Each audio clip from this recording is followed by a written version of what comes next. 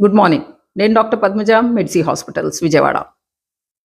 Good morning. I'm Dr. Nagadurga from Medsi Hospitals. Good morning, ma'am.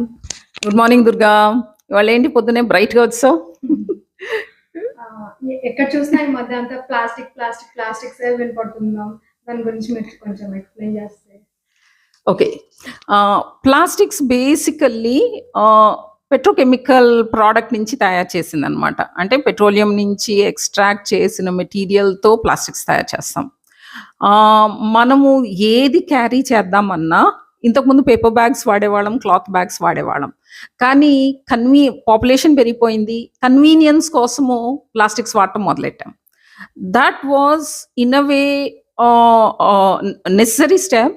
ఎందుకంటే మన దగ్గర అంత కాటన్ ప్రొడక్షను ఇంత పాపులేషన్ నీడ్స్కి లేదు. కానీ ప్రాబ్లం ఎక్కడొచ్చింది అంటే మనము వాడుతూ కూడా ప్రతిదీ డిస్పోజబుల్ చేస్తాం. సో డిస్పోజబుల్ చేసినప్పుడు ఏమవుతుంది, మనం ఒకసారి వాడతాం, దాన్ని పారేస్తాం.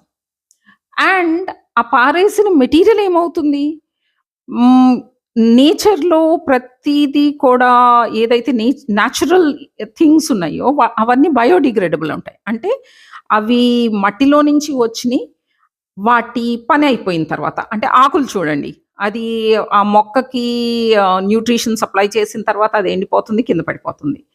అది మట్టిలో కలిసి విత్ ఇన్ 2 వారాలు అది మళ్ళీ మట్టిలో కలిసిపోతుంది. అదేమీ ఇంపాక్ట్ ఉండదు. So those are called biodegradable. కానీ ఏవైతే ప్లాస్టిక్స్ ఉంటాయో అవి ఆర్టిఫిషియల్గా మనము సింథసైజ్ చేసాం కనుక నేచర్ వాటిని డెస్ట్రాయ్ చేయదు. అండ్ ప్రతిదానికి కూడా ఒక హాఫ్ లైఫ్ ఉంటుంది. అంటే ఇంత మెటీరియల్ సగం అవ్వటానికి ఎంత టైం పడుతుంది అనేది.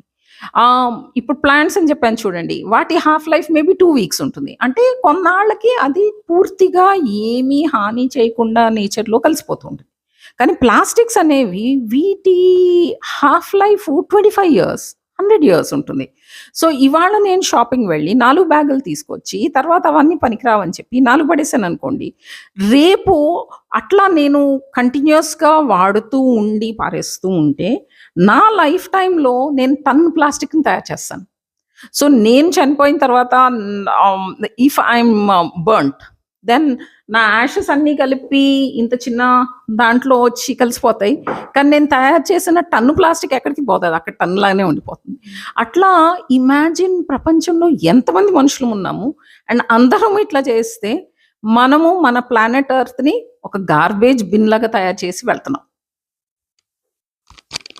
సో మనకి ఇప్పుడు అర్థమైంది ఏంటి అంటే, don't use plastic bags.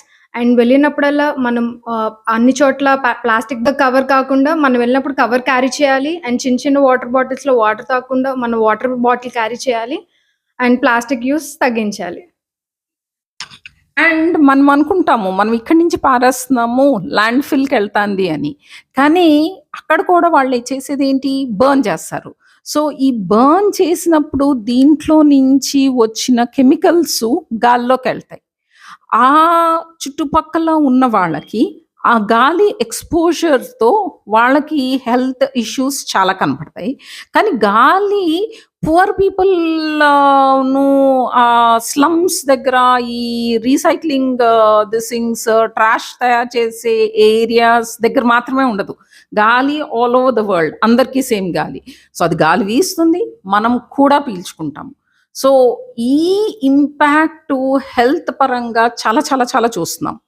And in fact ఎంత పొల్యూషన్ ఎక్కువైంది అంటే కొన్ని సిటీస్లో న్యూ బోర్న్ బేబీ, అంటే అప్పుడే పుట్టిన పిల్లవాడికి నెలలోపు 5 ఏళ్ల నుంచి రోజు 2 ప్యాకెట్లు సిగరెట్ స్మోక్ చేస్తే ఎంతైతే లంగ్ డ్యామేజ్ అవుతుందో నెలలోపు అంత డ్యామేజ్ అయిపోతుంది. So can you imagine the health impact? అది నెవర్ హెల్తీ కదా. సో అందుకు lung cancers, allergic reactions, and ఈ ప్లాస్టిక్స్లో చాలా చాలా ఎండోక్రైన్ ఆల్టరింగ్ సబ్స్టెన్సెస్ ఉంటాయి. అంటే అవి హార్మోన్స్ లాగా బాడీ లోపలికి వెళ్ళిపోయి బిహేవ్ చేస్తాయి. మన బాడీ ఏంటి అంటే హార్మోన్స్ తయారు చేసినప్పుడు అది ఫిక్స్డ్ డెఫినెటివ్ ప్రోగ్రామ్ ఉంటుంది. అంటే ఇంత హార్మోన్ వదులుతుంది, ఇంత టైంకి వదులుతుంది, ఇంత టైం తర్వాత ఆ హార్మోన్ ఎఫెక్ట్ వెళ్ళిపోతుంది, తర్వాత ఫీడ్‌బ్యాక్ తీసుకుంటుంది. దాన్ని బట్టి అవసరాన్ని బట్టి హార్మోన్ విడుదల చేస్తూ ఉంటుంది. కానీ దీంట్లో నుంచి వచ్చింది ఒకసారి బాడీ లోపలికెళ్తే అది బాడీ బయటకి లేదు. ఎందుకంటే బాడీకి ఆ ప్రోగ్రామ్ లేదు. అందుకు అది రిసెప్టార్స్‌లో కూర్చుని దాని మీద కంటిన్యూయస్ హార్మోన్ ఎఫెక్టే ఉంటూ ఉంటుంది. అండ్ మా నమ్మకం ఏంటి అంటే ఆ హార్మోన్స్ ఉండటం వల్ల ఒబేసిటీ అనే కారణం పెరుగుతుంది. అంటే ఓవర్ వెయిట్ అవుతున్నారు.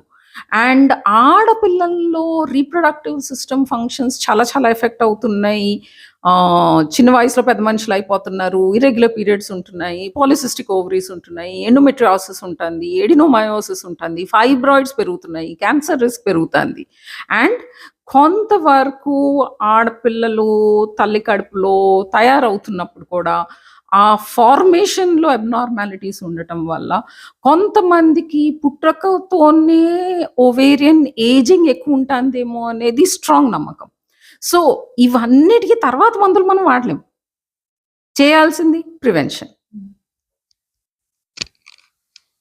So, don't use plastic bags. Thank you. Thank you. ఇది కొంతైనా మనము డైలీ బిహేవియర్‌లో మార్పులు చేయకపోతే, మనము ఈ ప్రపంచాన్ని మన పిల్లలకి గానీ, మన తరతరాలుగా తర్వాత ఉండే వాళ్ళకి మనం వెళ్ళే లోపు దీన్ని డెస్ట్రాయ్ చేస్తే హ్యూమన్ లైఫ్ అనేది చాలా ఇంపాసిబుల్. ప్రస్తుతానికి లైఫ్ ఉన్నది మన ప్లానెట్‌లో మాత్రమే. ఇప్పుడు స్పేస్ ఎక్స్‌ప్లోర్ చేస్తున్నారు. గెలాక్సీస్ ఎక్స్‌ప్లోర్ చేస్తున్నారు. అక్కడ లైఫ్ ఉందో లేదో తెలీదు. అక్కడికెళ్ళి బతకగలమో లేదో తెలీదు. ఉన్న దాంట్లో earth is only place. Blue planet అంటాం. గ్రీన్ ప్లానెట్ అంటాం.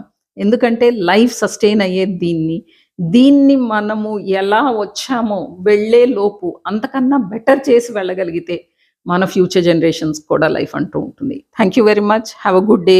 ఏదైనా డౌట్స్ ఉంటే కామెంట్ బాక్స్‌లో పెట్టండి. Talk to your environmental doctors and please change your behaviour. Thank you.